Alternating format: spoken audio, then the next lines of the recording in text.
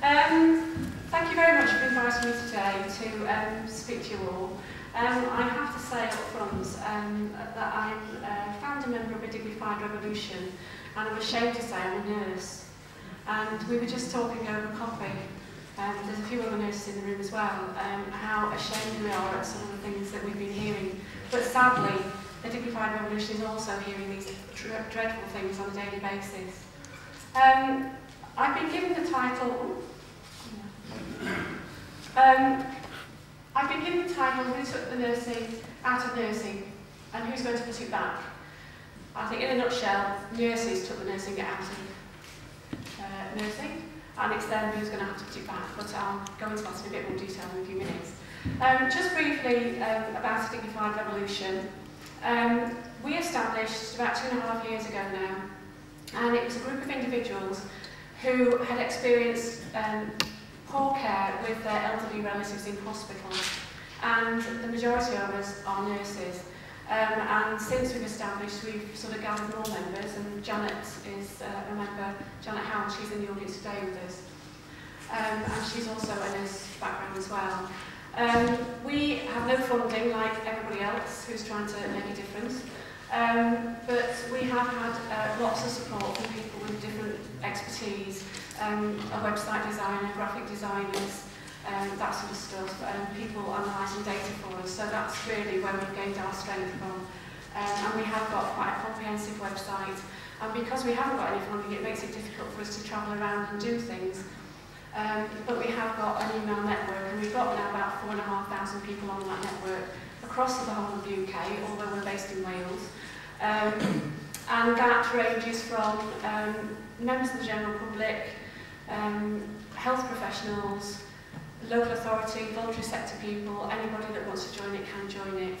And I suppose one of the things that shocked me the most when we first started this up, and we sent an email around to ask if anyone was interested, that surprisingly or unsurprisingly, the number of emails that we got back from health professionals saying, thank God someone's going to try and do something, was quite shocking.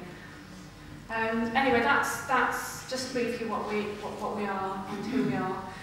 If you go on the website, you can find lots more information about us as well. So, I've been given this title and this challenge.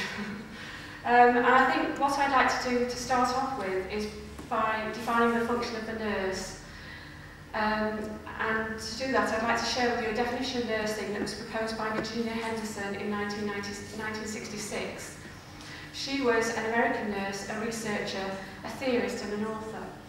And she believed that the unique function of the nurse is to assist the individual, sick or well, in the performance of those activities contributing to health or its recovery, or to a peaceful death, that he or she would perform unaided if he or she had the necessary strength, will or knowledge. And to do this in such a way as to help him or her gain independence as rapidly as possible. This definition of nursing is one that spans the globe. It also forms the basis of the Royal College of Nursing definition and the Nursing and Midwifery Council beliefs about nursing. This is what nursing is all about, and this is the core of what is meant by the essence of care. The essence of care means providing the basics of personal care that an individual might need help with when they're sick and unable to do it themselves. For example, washing, mouth care, hair care, toileting needs, etc. This is what the public expects from nurses, along with the expression of kindness and consideration from those in whom they place their trust when they feel most vulnerable.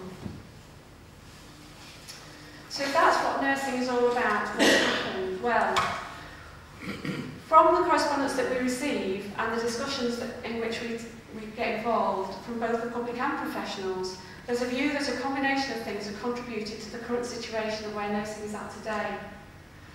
I know when I was training back in the 1970s, there was a great sort of focus on having nurses, nursing seen as a profession rather than the handmaiden of the doctor. And that was there was a real drive for that to be achieved. But many feel that this endeavour for professionalism has turned nursing into a career rather than a vocation, with the needs of the nurse's career prospects taking precedence over the needs of the patient, and that's already been raised this morning.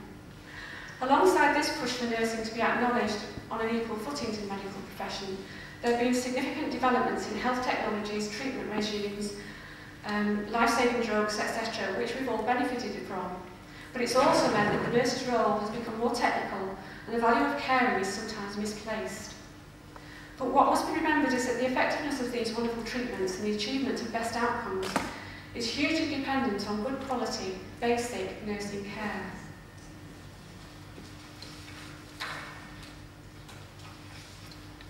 Basic nursing care, or the essence of care as it's termed in the policy documents and things, is a crucial and skilled component of the nurse's role, as it provides the opportunity to effectively assess a patient and develop an appropriate care plan. Deborah Sturdy, who's a nurse advisor in the Department of Health, describes the importance of this when she said in a journal article, "Taking someone to the toilet involves a potential assessment of dexterity, mobility, skin integrity, rehabilitation potential, cognitive ability and